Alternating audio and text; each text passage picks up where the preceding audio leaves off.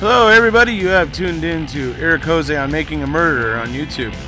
I cover virtually any aspect of making a murderer. I go over the evidence, the documents, the photos. So if you like, stay tuned, and in the future I'll have many more videos besides the one you're about to see. Hello folks, we're here today to talk yet again about another Exhibit of Fear, Part 4 in the Exhibits of Fear by the Agents of the State of Wisconsin series here. This one here is going to have to do with the identity of one of the people who were, the identity of a person who was one of the deleted voicemails on Teresa's phone. So, it's interesting stuff. Wanted to also say something interesting that happened. For those of you who've watched my video about Brendan and the first amicus brief that was filed, well, a very popular, well-known blog called SCOTUS Blog that is very much follows the Supreme Court and is, pretty popular in terms of what's going on with the Supreme Court, declared Brendan's petition the petition of the day today. After the brief that was filed yesterday. So it's kind of cool. It's obviously doesn't mean that Brendan's case is going to be, accepted at this point, but it's just something that tells us, hey, look, people are out there paying attention to what's happening to Brendan. There's people out there that are interested. This blog would be one of them. So anyways, thought that was interesting news to share. So that's going to move us now to this here we're going to talk about today. We're going to be talking about Mr. Alex Q, and that's how I'm going to refer to him. That's how I'm going to refer to him. Alex Q is a gentleman who got into some trouble when he was in his 20s.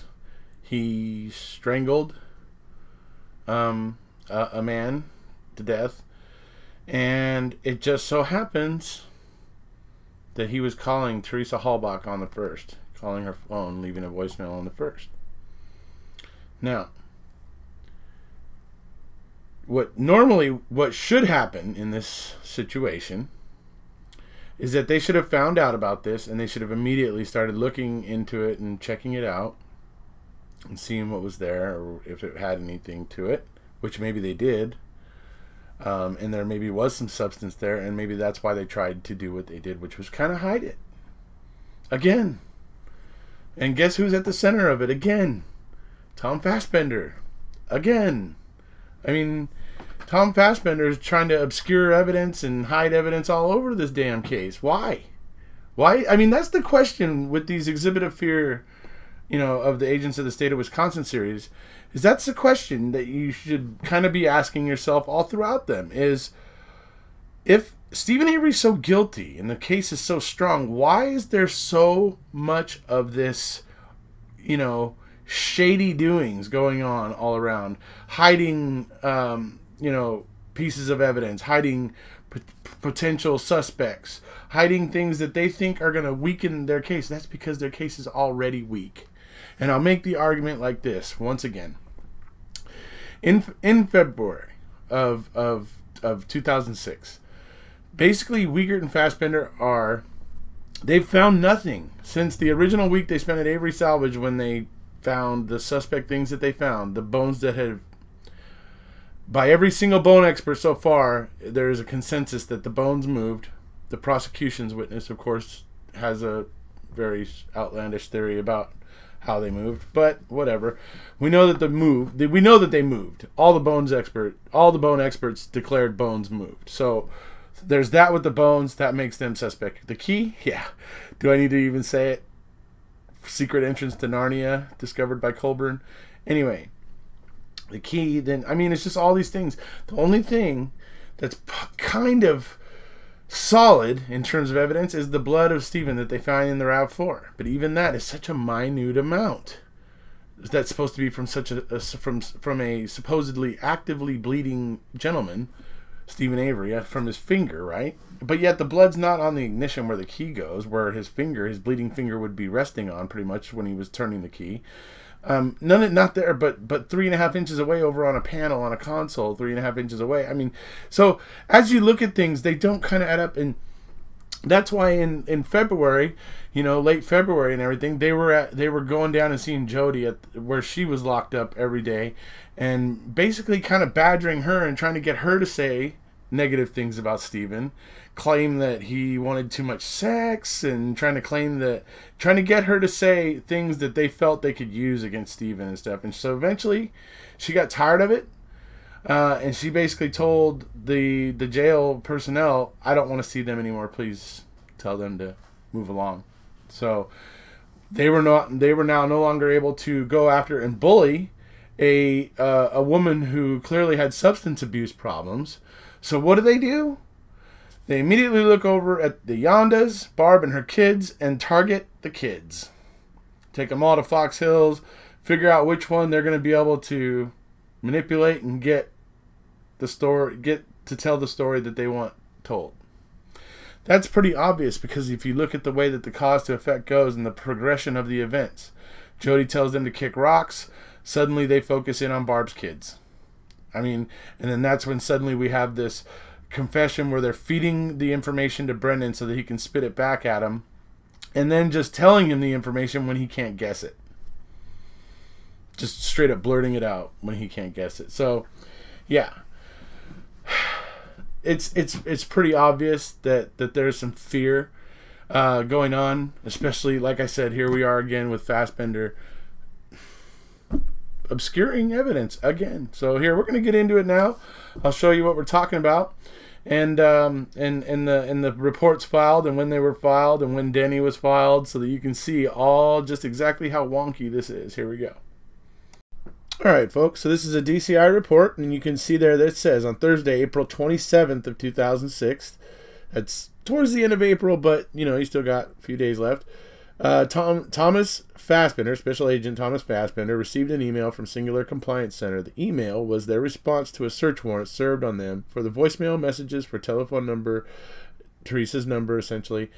The Compliance Center file. Okay, so this is saying that Tom Fassbender received the voicemails, basically, and the information on the 27th of April. Okay, so then we have this little gem here. You see where its report date is 6/12/2006, a month and a half after he received the information from Singular Wireless. And here we see what it is. It's the receipt of the Hallbach voicemails from Singular. And all that stuff, but it's all been brought in a month and a half later. So I think that's the interesting thing here, and what you're going to find out that's even more interesting is coming up next, is when you find out when Kratz filed the Denny motion. But before we get to that, let me explain to you a little bit about this person that called Teresa and why this person should have been of interest. Okay, so this is a newspaper clipping about the person in question here. So, sailor charged in motel strangling, Kenosha, Wisconsin. A sailor from New York City was accused Monday of strangling another sailor whose nude body was discovered under a bed in a motel room where the victim had registered for 2 persons Saturday. Alex Quadrini, 19, was held in lieu of $50,000 bond, charged with first-degree murder of David Leverett, 19, of Topeka, Kansas. Kenosha County authorities said both young men are assigned to Great Lakes Naval Training Center, Illinois, and were on weekend passes.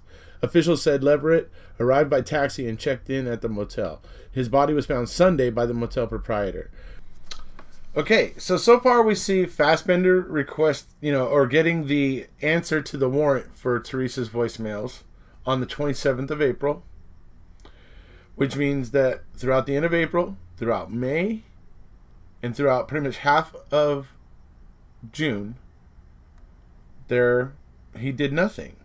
He had these voicemails, but nothing. There's nothing to show for anything that happened in that amount of time. It just so happens that suddenly on June 12th,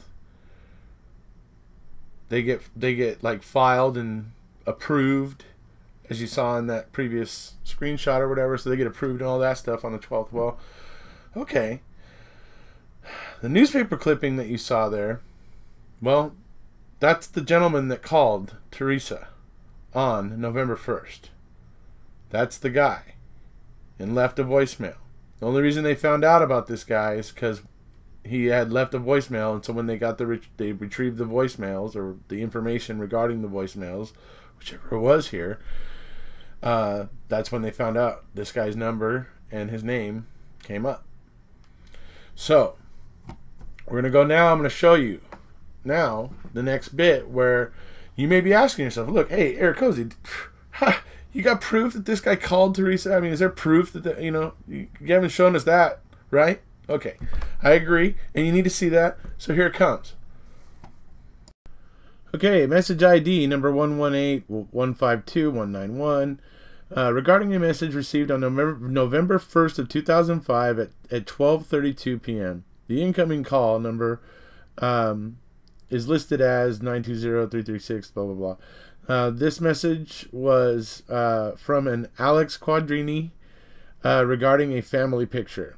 He left his work phone number and a cellular phone number. So there you have the name of the person calling her. Okay, so now that you've seen that, you may be thinking, I just want to be clear on something. I personally am not saying that Mr. Alex Q is 100%. He did this. It's, oh my God, this is a revelation. No. Don't get carried away with what I'm saying here. What I am saying is that this individual certainly should have been a person of interest. Certainly should have been looked into. Certainly we should have. I've been looking at this case for almost 2.5 years. Going on 2.5 years. In a few months, it will be 2.5 years. Okay? And I'm just barely hearing about this guy. Really? I mean, that means that there's probably very little information, and who knows if there was any investigation done, because look at going back to one of the other exhibits of fear, look at the way Kratz acts when Willis asks him about the voicemails. Okay? You seen Kratz is filling his Pampers. I'm not kidding. You know it. So, yeah. So these voicemails were causing some concern. And the point I'm drawing right here is when you see that Tom Fassbender, number one, filed these voicemails with DCI to be approved on the 12th of June, okay? And then wait until you see what day the Denny motion gets filed. The reason why it's important is because it wasn't filed anytime from April 27th, say even before June 1st. No, literally, and you're going to see here, 3 days before Denny gets filed, this evidence gets taken over to DCI and, for approval and all that stuff. Yeah. Basically, how are Jerry and Dean going to be able to get that in discovery, to look into it and investigate and to see whether or not they can possibly offer another suspect? You know what I mean? That, it's just... It's to me it's like the stalling on the filing that evidence with DCI, which happened to be 3 days before Kratz files the Denny motion, type of thing. So I don't know. Just seems a little bit odd that once again we have Fassbender sitting on evidence, even though he eventually takes it to DCI, obviously. But it's like, why? Why is he sitting on this evidence? Why isn't he just collecting it or getting the email or whatever the substance of this, whatever the warrant was, issued for, and take it over to DCI within a week? I mean, why did it take a month and a half? I'm just wondering, why does it take that long? I mean, if there's a good reason for that, then fine, let's hear it. But, I mean, why does it take a month and a half to convey something from, the singular to DCI, right? Anyway, and then it happens to be 3 days before Kratz files Denny, which you'll see right now. So here we go. All right, so here we see that Kratz files the Denny motion. You can see it on the right side there. That's what this is, and you can see right in the middle there that it's filed on June 15th. It was approved on the 19th. So my point is that they're kind of jamming the defense up in the way that they're 3 days before that evidence was filed. Alright, so there you see basically it just looks like they're trying to jam the defense up on sitting on that evidence for a month and a half. And like I said, it's funny how Fassbender's always at the center of it. With evidence being suppressed or hidden or not filed immediately or not brought in immediately, I guess, or like the Dassey computer and other things. I mean, it seems like there's always Fassbender at the heart of it. Seems a little too common, or it seems to be happening too much to just be coincidence, in my opinion. So the other interesting thing is that why did they really need to wait until April 27th to get this from Cingular when Mike Halbach had access to the voicemails? He had it. He admits it in court. He says it in court. He testifies to the fact that he accessed them on November 3rd. So the law enforcement could have saved a lot of time and trouble and had Mike, get into the voicemail box and let them know what were on the voicemails, or let them listen, right? So, it wasn't really necessary to wait for Cingular to come back with it. And then once they get it from Cingular, to then wait a month and a half. I mean, you understand, the defense has all kinds of things to go through. It's all part of discovery, The prosecution's obviously trying to bury them in paperwork and stuff, and all that kind of thing. And so they got to get through it, and they got to go all through it and sift through it and everything. And it's a tedious job. And like I said, waiting this long on evidence. I mean, even if, okay, fine, let's say they, for some reason, asking Mike to help them would have been inappropriate, then why did they wait from April 27th all the way until June 12th? I mean, why are they procrastinating even that much further? Leaving less time for the defense to be able to see it and possibly investigate it, do anything with it, is my point. Right? Okay. So here we go. We're going to see Mike Halbach in court basically testifying that he accessed the voicemails on 11/3 of 2005. Okay, and you didn't have her voicemail? I said I did have her voicemail password. You did have her voicemail password. Okay. Did you check her voicemails? I did. Do you remember when you did that? It was probably Thursday evening, early evening. Okay. After your mom? Yes. Yes. Filed a missing persons report? Yes. All right. So there you see what I mean. They've easily could have gone through Mike and gotten all the information they needed about these voicemails. Even as early as November 3rd. That's the Thursday night that Mike Halbach is speaking about in that testimony there. So, but obviously they wouldn't have been doing it then. They would have waited until after the 8th when they found the bones, to where they were, it ceased to be a missing persons investigation. It became a murder investigation officially. But yeah, that's one avenue they could have taken and didn't, and therefore it took until late April to get it from Cingular. And even when they get it in late April, when Tom Fassbender gets it in late April, he sits on it for a month and a half before filing it or doing anything with it. These are the type of things that make it harder for the defense to go through all their discovery, to really analyze everything that's there and find the potential avenues of that will exonerate their client. The justice system is not supposed to be rigged in favor of law enforcement and the prosecution. It's not supposed to be rigged like that.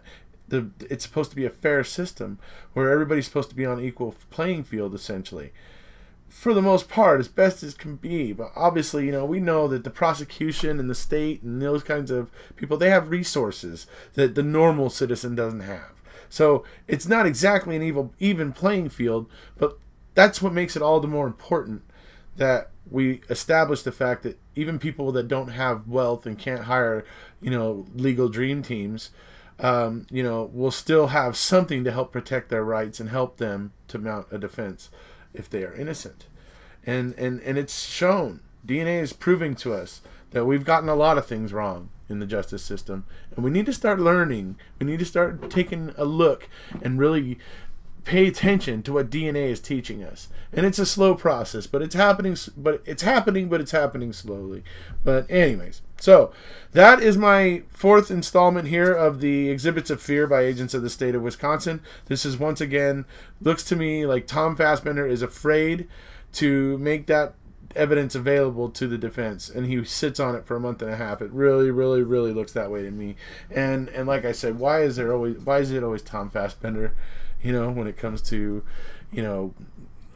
stalling or missing evidence, or and just in general, the interrogation of Brendan, obviously where they fed him the facts. I mean, it's just he's involved in pretty much all parts of it, and especially these instances where evidence is being withheld or hidden or obscured. So anyways, if you haven't already, please hit subscribe, and we'll see ya.